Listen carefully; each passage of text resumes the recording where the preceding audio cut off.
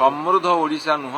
ये विकलांग ओडिशा गढ़ा सबु प्रकार योजना करुँच विकलांगर अन्य अर्थ समृद्ध होता मुझे एम संज्ञा कौन इकोनॉमिक सर्वे जो अर्थनैतिक सर्वे रिपोर्ट गोटे जगार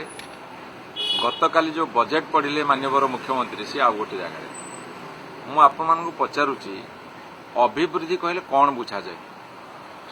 अर्थनैतिक अभिवृद्धि कहले कौन बुझा जाए निजस्व संपत्ति निजस्व संबल तुम्हें केते बढ़ेच तुम्हें केते भलरे अछ तुम लिविंग स्टैंडर्ड हो तुम परचेजिंग कैपेसिटी हो तुम इन्वेस्टमेंट कैपेसिटी हो तुम सबु गुड़ाक सामग्रिक भाव में देखिले अर्थनीति रे मु केते अग्रगति करिछि किंतु अपर पक्षरे से कौन करिसेंती एटा तृतीय बजेट ए बजेट सुधा देखा जाउछि वर्तमान 1.5 लाख कोटी टंका ऋण रे आमे बुड़ी गले मुंड पिछा जो पिलाटे छुआटे जन्म हम जो बुढ़ा बुढ़ीटे बर्तमान आरपारी जावाक अच्छा समस्त मुंड उपरे 27-28 हजार टंका लेखे ऋण भार पड़ी एपटे ऋण करूँ सेपटे आम अभिवृद्धि करूँ देखेबू याठू बड़ी बड़ असंगति किसी ना ये सरकार टी हेजिबा दरकार अर्थनैतिक अभिवृद्धि कहले गोटे सुस्थ एवं अर्थनीति पारंगम होइतिबो ताहाले अभिवृद्धि बोली धराजिबो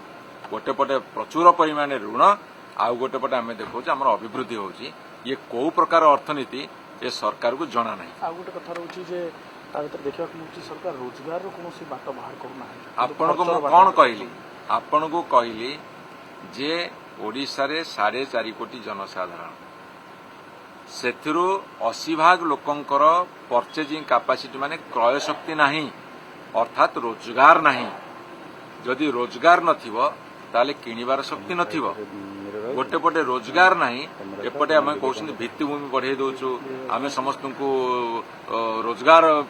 बाट कर दौचु ये गोटे तुच्छा मिछ कथा एवं धुआं बाण समृद्ध ओडिशा को दृष्टि समृद्ध ओडिशा नुह ये विकलांग ओडिशा गढ़ा सबु प्रकार योजना करुँच विकलांगर अन्य अर्थ समृद्ध होता मुझे संज्ञा कौन।